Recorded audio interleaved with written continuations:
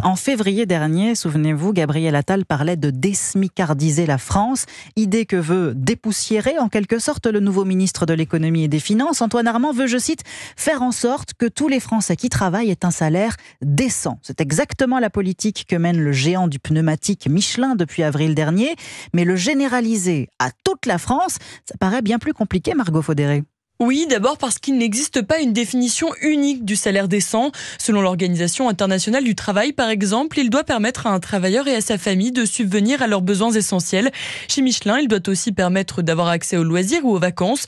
Surtout, on ne vit pas de la même façon avec 2 500 € par mois à Paris et à Limoges. Autrement dit, le salaire décent doit de toute façon se penser à l'échelle locale, soutient Delphine Lingemann, députée du Puy-de-Dôme. C'est ce qu'a fait Michelin. Le salaire décent de ses salariés à Paris, c'est 2 fois le SMIC, et à Clermont, c'est 20% de plus que le SMIC. Et puis, selon certains économistes, la France a déjà un salaire censé permettre aux travailleurs de vivre dignement, c'est le SMIC. Alors, faut-il l'augmenter ? L'expression de salaire décent employée par le nouveau ministre de l'économie pourrait en tout cas rouvrir le débat, même si la mesure est risquée, estime l'économiste Sylvain Bersinger. Le problème, c'est que vous augmentez le coût du travail, donc vous diminuez l'incitation à embaucher des personnes au SMIC, sachant que le salaire minimum en France, si on le compare aux autres pays, il est globalement plus élevé. En France, le SMIC avoisine les 1 400 € net par mois aujourd'hui. Margot Faudéré du service économie d'Europe 1.